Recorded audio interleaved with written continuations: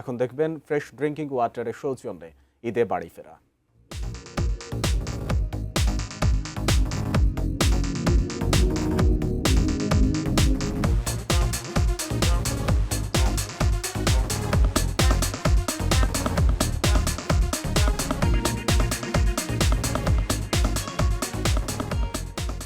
রাজধানীর Kamalapur rail station থেকে যাত্রার খবর জানাতে সরাসরি যুক্ত হচ্ছেন সহকর্মী মনিরুল ইসলাম মিন্টু।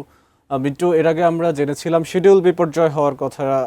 আপনার কাছে কি তথ্য আছে? কেমন মানুষজন দেখছেন ঈদে বাড়ি ফেরা মানুষের?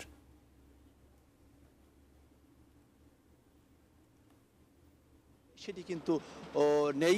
মোটামুটিভাবে যে নির্দিষ্ট সূচি অনুযায়ী ট্রেনগুলো ছেড়ে যাচ্ছে, তবে আমরা লক্ষ্য করছি যে কোনো কোনো ট্রেনে কিন্তু ট্রেনের ছাদে যাত্রী পরিবহন করতে যাবে যেই ট্রেনটি ছেড়ে গেল সেটিতেও কিন্তু যাত্রী উঠেছিল অনেক, তবে আইনশৃঙ্খলা বাহিনীর সদস্যরা তারা সেই যাত্রীদেরকে নামিয়ে দিয়েছে। কিন্তু এর আগে আমরা লক্ষ্য করলাম যে আরেকটি ট্রেন ছেড়ে গেছে, সেটিতে একেবারে ছাদের উপরে উপচে পড়া যাত্রী জীবনের ঝুঁকি নিয়েই কিন্তু তারা তার প্রিয়জনদের সঙ্গে ঈদের আনন্দ ভাগাভাগি করার উদ্দেশ্যে ঢাকা ছেড়ে গেছে।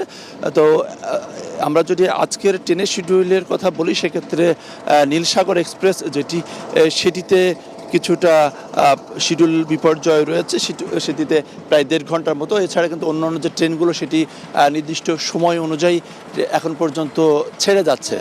তো আশা করা যায় যে যদি বড় ধরনের কোনো ঝামেলা না থাকে তাহলে এবারে ট্রেনের ঈদযাত্রা নিরাপদ এবং আরামদায়কই হবে। তো আমরা একটু পরে এখানকার যে স্টেশন ম্যানেজার তার সঙ্গে কথা বলার চেষ্টা করব এবং সেক্ষেত্রে সার্বিকভাবে ঢাকা থেকে অন্যান্য রুটের যে ট্রেনের চলাচলের কি অবস্থা সেটি আমরা জানার চেষ্টা করব।